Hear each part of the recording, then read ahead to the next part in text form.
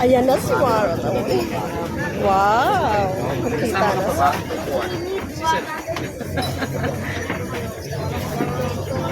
Hi, Diwata. Ito naman, isang malaking karangalan ng isang mayamang, politiko. Wow. Diwatang diwata. Diwata ba o di ata? Diwata. Diwata. Pakala ko di ata. Ano na sa shortcut na nagugutom lang ako. Sorry magandang hapon. Ganda talaga. Upo lang sa lamesa, kailangan may nakatutok. Interviewin niyo po, ma'am, si Diwata. Iba na kasi ang label mo. May makasama ka ng mga camera. Hello, magandang hapon po. Maganda na rin yung for safety. Maraming camera talaga. Kasi di ko kailangan maglagay pa ng CCTV rito. On the spot. Libre na. Mas ano pa sila sa CCTV, gagastos ka pa. Kaya mas pabor sa akin yung mas maraming camera araw-araw. No need na para gumastos ako para magpakabit ng mga CCTV, di ba? Hindi na So, kailangan. okay na yan. Ito na yung mga CCTV natin, mga live na live. Oh. Higit pa sa CCTV yan. Pero Miss Grabe. Mara, Yes. anong masayo kay Diwata na talagang super lipad ka agad from down to up? Ibig sabihin nun talaga merong Panginoon na magkagabay at talaga namang tutulungan tayo, lalo na kung gusto rin natin umahon. Siyempre, kailangan lang magsikap at saka hindi mawala ng pag-asa. True, totoo yan. Diba? Katulad Sipag at syaga lang talaga. Ganun ang ginagawa ko talagang kung mahirap lang naman tao, kung mahirap lang naman tayo, kailangan natin talaga natin sipagan para makaahon sa kahirapan. Diba yan ang manatutunan ko. Ano yung pinaka the best na may papayo sa gustong maabot yung na anong meron ka ngayon, Diwata? Huwag lang sumuko sa mga hamon ng buhay. Di ba tulad din naman sinasabi ko palagi na talaga para supportahan ako, di ba? Yan. Ngayon pa lang, sigurado na ako na pag nagpisto ako sa Manila, may kakampi na ako, di ba? Siyempre, welcome ka, bibigyan Di kita ba? Hindi ka na i-clearing May pagtanggol sa mga basher. Di ba? Basher lang. Ayan. Papapwestuhin ka na sa gilid ng City Hall. Waray din yan. waray. Parehas kayo wasay. Waray ako, bandang Northern Samar. Ako, Leyte, Dulagi. Di ba? Basta waray mahusay kaya. Siyempre, saka kailangan doon lang tayo sa katotohanan. Tama. Kung anong kaya, di ba, pagsikapan, yun naman ang o baka naman mga gutom na kayo. Oo Uy, na, mga kain gutom, na. kain na kayo. Naabala din natin si Madam. May challenge ba kayo? So ayan, kuhanan mo na lang si Madam doon, patik mo na rin siya. Or... Hindi ako nasa samahan. Hindi, sandali lang. Meron akong question sa'yo. Bilang isang Pilipino, maraming mga vendors ngayon na laging naapektuhan ng clearing operation. Ito naman tinatanong ko. Oo, sige. Ano ba yung masasabi mong advice mo sa kanila? Dahil syempre ako nakita ko yung iba nawawala na ng Ako kasi pag-asa. bilang, okay, sige. Ako kasi bilang isang street food vendors na nasa kalsada lang, ang tawag kasi sa amin before is illegal vendor. So ngayon, napakahirap ng buhay ng isang vendor na basta na lang kiniklearing. Kasi ako talaga, maraming business talaga na lumaban sa mga clearing operation. Na ang nangyayari kasi pag may clearing, lahat ng maabutan nila kinukuha. For example, di ba, nangutang ka lang sa Bombay, namuhunan ka ng mga pagkain, at tinda pagdating ni clearing, bigla lang haplutin, tapos yung mga paninda nyo, nagkatapon-tapon, hindi mo na pakinabangan, tapos yung mga lamisan nyo, mga panyo, Wala na, tinanay hindi na babalik yun. o hindi na babalik, nakukuha naman pero minsan sira na kasi naghahatakan kayo sa dami ng tao ng clearing operation. So madalas mangyari sa akin na experience ko talaga. So kailangan talaga natin siguro mayroon isang tao talaga na sumuporta sa mga vendor talaga na nakaupo sa gobyerno na lumalaban naman ang patas na pamamaraan. Kasi napakahirap mo bilang isang vendor yung naranasan ko. Hanggang ngayon naman ngayon kasi on process pa lang yung permit natin. So pero magkakaroon na tayo soon. So napakahirap talaga. Sana naman yung mga taong lumalaban ng patas sa pamamaraan katulad ng mga vendor na nagsusumikap para makahon sa buhay.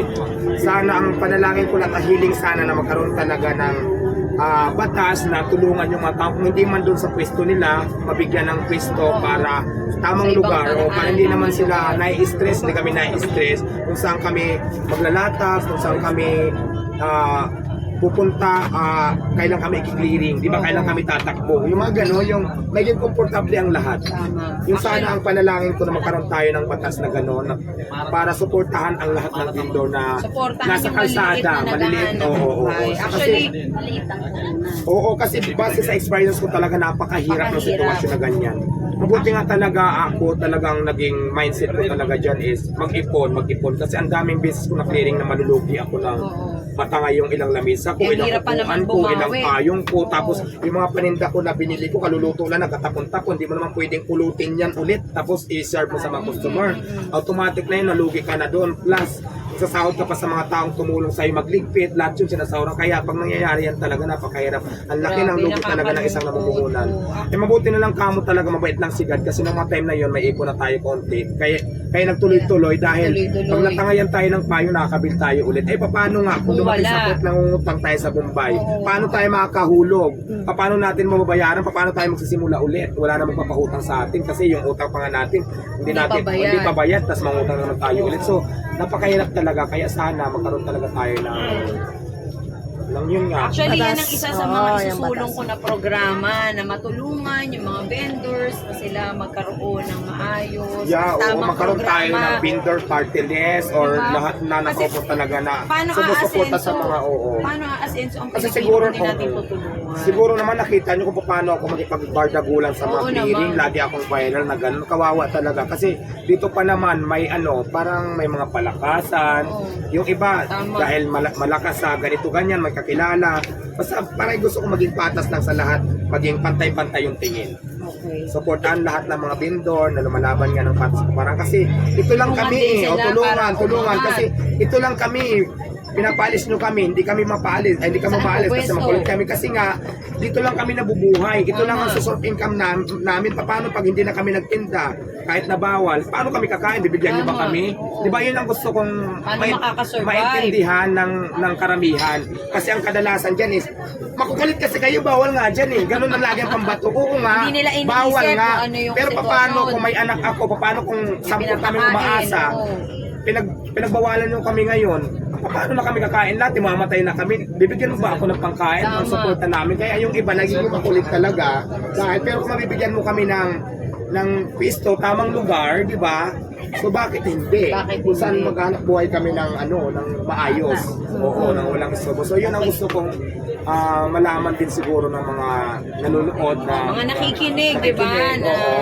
So yun talagang number Tayo one. naman Base lang ito Pilipino. sa mga karanasan ko ha. Tama. Kasi ang tagal ko din naging vendor, talagang napakahirap ang sitwasyon na Mahirap gano'n. talaga. Yun nga lang. Napakahirap. Kung saan ka lulugar, di ba? Kung saan ka lang pwede. Dumating na sa Kaya point na nga, Diwata, uumpisahan ko na makatulong sa'yo kahit paano bibigyan kita ng 30,000 pesos. Ay, salamat po, madam! Sandali lang po, Mauuko, sabi ko nga Tutututin ko lang, talaga, ha. si madam talaga hulog. Medyo na. masikreto kasi Madam, ako.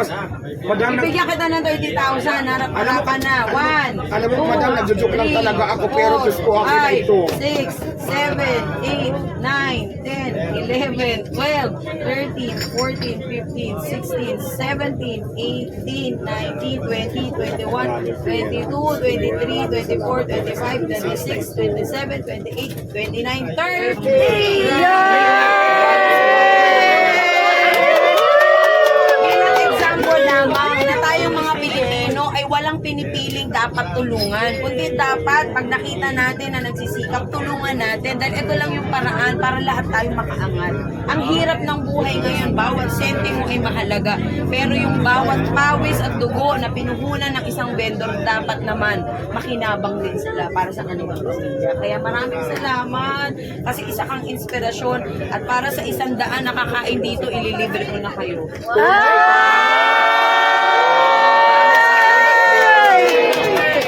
Maraming salamat din sa iyo, madam, kasi nagbibiro lang talaga ako kanina mangungutang. Pero alam ko naman marami kang pera sa pagkakit ko na din. Maraming salamat talaga. Sa 30,000 talaga. May pera na ako, may pandagdag na ulit akong puhunan. O para sa 100 na kakain na, libre ko na. Oh, yun o. Kaya palagpagan naman natin si Madam. Maraming salamat sa iyo, Madam. Parang nagugulat siya. Pero syempre, walang imposible. Diba sabi mo nga? Basta Diba?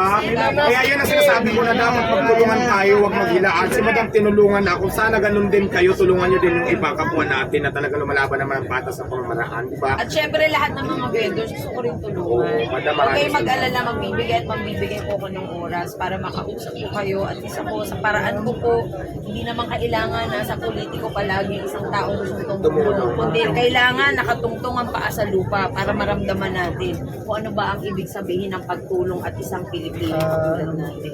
Magandang hapon ulit sa inyo. Sana makakain na ako Oo ngayon. nga, sige na, magmadali na Kasi ako. meron akong tubig na Madam. Okay.